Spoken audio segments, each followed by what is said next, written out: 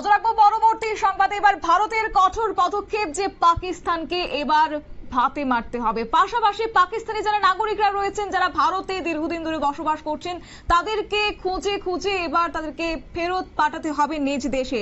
তাড়িয়ে দেওয়ার অনুরোধ করেছেন কেন্দ্রীয় স্বরাষ্ট্রমন্ত্রী অমিত শাহ। শুক্রবার রাজ্যের সমস্ত মুখ্যমন্ত্রীদেরকে তিনি নির্দেশ দিয়েছেন, কথা বলেছেন সমস্ত রাজ্যের মুখ্যমন্ত্রীর সঙ্গে। পাকিস্তানি নাগরিকদের ফেরত পাঠানোর অনুরোধ করেছেন স্বরাষ্ট্রমন্ত্রী। ভারত সরকার পাকিস্তানিদের 48 ঘন্টা সময় বেঁধে দিয়েছে এবং এই 48 ঘন্টার মধ্যে ভারত ছেড়ে চলে যাওয়ার নির্দেশ দেওয়া হয়েছে। বিস্তারিত জানবো, আমাদের সঙ্গে যুক্ত হয়েছে রাজীব দত্ত, আমাদের প্রতিনিধি। রাজীব, কি জানতে পারছো? দেখো, প্রথমেই বলি যে কেন্দ্রীয় সরকারের পক্ষ থেকে যেন যে নির্দেশ দেওয়া হয়েছিল যে 48 ঘন্টা সময়ের মধ্যে পাকিস্তানের যে সমস্ত নাগরিক আছে তাদের দেশ ছেড়ে চলে যেতে হবে। ইতিমধ্যে সেই সময়সীমা পেরিয়ে গিয়েছে।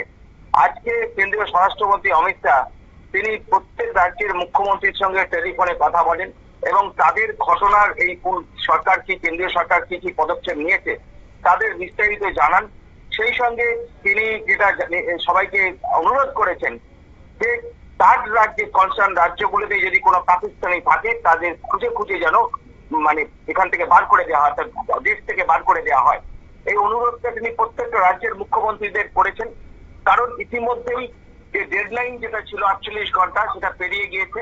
অর্থাৎ এরপর আর এখানে কোনো পাকিস্তানি নাগরিক আমাদের দেশে থাকতে পারবে না। ভিসা তো বাতিল হয়েছে, ভিসা বাতিল করার পরই কিন্তু কেন্দ্রীয় সরকারের তরফ থেকে সময়সীমা বেঁধে দেওয়া হয়েছিল।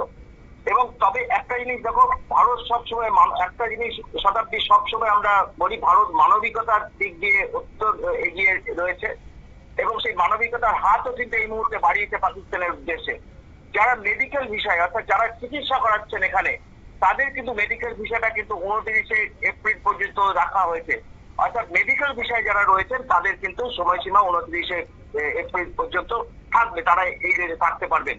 বাকি সমস্ত সার্ক ভিসা বলো বা এখানে অন্যান্য ভিসা দিয়ে যারা এসছেন তারা কিন্তু চলে যেতে বাধ্য।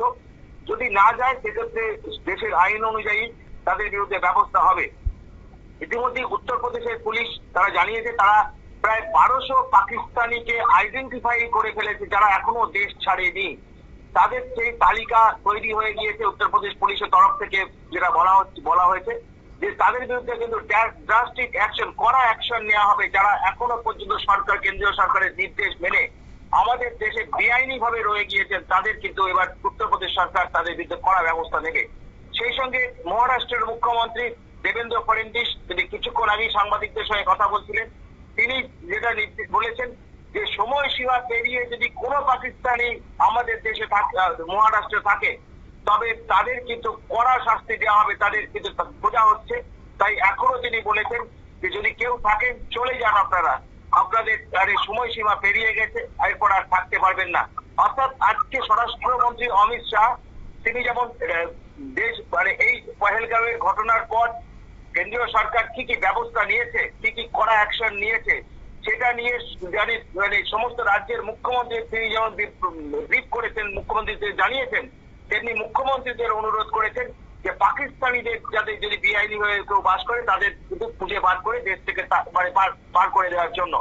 এবং জানো যে গতকাল অল পার্টি বৈঠক হয়েছে এবং সেখানে সমস্ত রাজনৈতিক দল কেন্দ্রীয় সরকারকে সমর্থন জানিয়েছে যে সন্ত্রাসবাদ দমনে কেন্দ্রীয় সরকার যে ব্যবস্থা নেবে, যে সিদ্ধান্ত নেবে তাতে 100% সমর্থন থাকবে সমস্ত বিরোধীদের।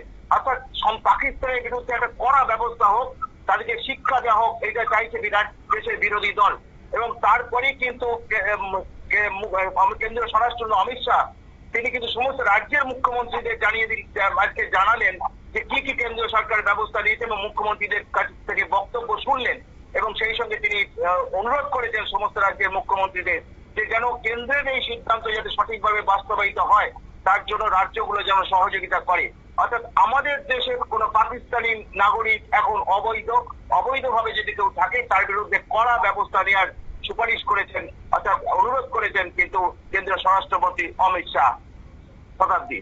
একেবারে আরো একটি বিষয় রাজীব জানতে চাইবো, এই যে অনেক সময় দেখা যায় যে কেউ কেউ হয়তো বা পাকিস্তান থেকে বিবাহ সূত্রে ভারতে বসবাস করছেন, তাই প্রথম ক্ষেত্রে কি হয় যে নিয়ম অনুযায়ী প্রথমে তাকে 5 বছরের জন্য একটা এলটিভি দেওয়া হয় এবং তারপর তাকে 1 বা 2 বছরের জন্য ভিসা দেওয়া হয়। দ্বিতীয় ক্ষেত্রে লক্ষ্য করা যায় যে লং টার্ম ভিসা দেওয়া হয়। এই যে আজকে স্বরাষ্ট্রমন্ত্রী অমিত শাহ ঘোষণা করেছেন, তারপর এই যারা লং টার্ম ভিসাধারীকারীরা রয়েছেন তাদের ক্ষেত্রে কি আলাদা কোনো রকমের ব্যবস্থাপনা রয়েছে, কিংবা এই নিয়ে কোনো রকমের ভাবনা চিন্তা করেছে স্বরাষ্ট্রমন্ত্রী? দেখো, প্রথমেই বলি যে অগ্রিম ভিসা যেমন নিয়েছে যারা, তাদের যেমন বাতিল হয়েছে এবং যে সমস্ত রকম ভিসা বাতিল হয়েছে, 60 ভিসা পর্যন্ত বাতিল করা হয়েছে। অর্থাৎ সমস্ত ভিসা, মানে 60 ভিসা বাতিল করা হয়েছে, মানে বুঝতে পারছো যে আমাদের মানে এই ভিসাটা অত্যন্ত গুরুত্বপূর্ণ, সেটাও কিন্তু বাতিল করা হয়েছে। সমস্ত রকম ভিসা বাতিল করা হয়েছে একমাত্র মেডিকেল ভিসা ছাড়া। তাই যদি পাকিস্তানের নাগরিক যিনি আমাদের এখানে বেআইনি ভাবে থাকবেন, মানে সেটা বিবাহ সূত্রেই হোক বা তিনি যদি আমাদের দেশের নাগরিক না হন, তিনি যদি ভিসা নিয়ে এখানে থাকেন, তিনি কিন্তু আর থাকতে পারবেন না, তাকে চলে যেতে হবে। তিনি বেআইনি, অবৈধ, আমাদের অবাঞ্ছিত, অর্থাৎ তিনি থাকতে পারবেন না। এই নির্দেশ কোনো পাকিস্তানের কোন নাগরিক আমাদের দেশে থাকতে পারবেন না। শুধু চিকিৎসার জন্য যারা এসেছেন তারা 29 এপ্রিল পর্যন্ত থাকতে পারবেন, বাকি কেউ থাকতে পারবেন না, তাদের চলে যেতে হবে। তাদের অবৈধ ঘোষণা করা হয়েছে, কারণ পাকিস্তানের সঙ্গে আমাদের সমস্ত সম্পর্ক ছিন্ন হয়ে গিয়েছে। পহেলগাঁওয়ের ঘটনার পর যেভাবে নৃশংসভাবে খুন করা হয়েছে 26 জন পর্যটককে, এবং তারপরে পাকিস্তান সরকার উঁচু বড় গলা করে বলছে যে তাদের সঙ্গে কোনো যোগাযোগ নেই। এর কড়া প্রতিবাদ যেমন ভারত সরকার করেছে। আজকে জানো যে ঘটনা ঘটেছে, আজকে পাকিস্তান যখন বলছে যে তাদের যোগাযোগ নেই, এবং সেই নিয়ে একটা রেজুলেশন তারা নিয়েছে। আজকে পাকিস্তানের সংসদে আজকে কিছুক্ষণ আগেই আমি দেখছিলাম যে রেজুলেশন পাস হয়েছে যে পাকিস্তান এই ঘটনার সঙ্গে নেই, এবং রেজুলেশনটা এনেছিলেন পাকিস্তান সংসদে বিদেশ মন্ত্রী তথা ওখানে পাকিস্তানের উপ প্রধানমন্ত্রী ইশাক দার। তিনি সবাই মানে তারা সেটা একমত, একটা যৌথভাবে বিবৃতি প্রকাশ করেছেন যে পাকিস্তান এই ঘটনার সঙ্গে যোগ নেই। অথচ দেখা যাচ্ছে যে তদন্তকারী আমাদের তারা তদন্ত করছেন, তারা দেখছেন যে পাকিস্তানে সরাসরি যুক্ত রয়েছে। এখন তো হাফিজ সাঈদের নাম উঠে আসছে যে হাফিজ সাঈদ লস্করের চিফ, তিনি এই ঘটনার সঙ্গে যুক্ত। তারই ডেপুটি হচ্ছে শফিউল্লাহ, অর্থাৎ এবং শফিউল্লাহ হাফিজ সাঈদকে রাজার হালে রেখেছে পাকিস্তান সরকার, জানো এটা বোধহয়, এবং সেটা মানি লন্ডারিং কেস এখন বাধ্য হয়েছে জেলে পড়তে, এবং তিনি রাজার হালে আছেন। আর শফিউল্লাহ তিনি ISI এর সঙ্গে তিনি তার যোগ, এবং সঙ্গে ইন্ডিয়ান এবং সেই সঙ্গে পাকিস্তান আর্মি তাকে যথেষ্ট সহযোগিতা করে, এবং তাদের পাকিস্তানের প্রত্যক্ষ যোগ বেরিয়ে আসছে আজকে জাতীয় তদন্তকারী সংস্থার তদন্তে। তারপরেও পাকিস্তান বলছে তাদের যোগ নেই। অর্থাৎ এই অবস্থায় দাঁড়িয়ে পাকিস্তানের সঙ্গে আমাদের কোনো যোগাযোগ নেই। সমস্ত রকম ভিসা বাতিল করা হয়েছে, শুধু মেডিকেল ভিসা ছাড়া। অর্থাৎ মেডিকেল ভিসাটা 29 এপ্রিল পর্যন্ত থাকবে, যেটা মানবিকতার গ্রাউন্ডে রাখা হয়েছে। শতাব্দী, ধন্যবাদ।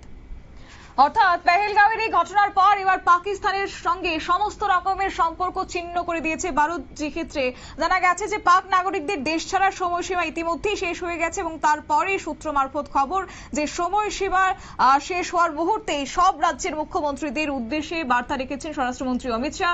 48 ঘন্টা ডেডলাইন বেঁধে দেওয়া হয়েছে, যাতে করে এই সময়ের মধ্যে যারা পাক নাগরিকরা ভারতে অবস্থানরত রয়েছেন তারা যেন দেশ ছাড়েন, সেই নির্দেশ এবার স্বরাষ্ট্রমন্ত্রীর।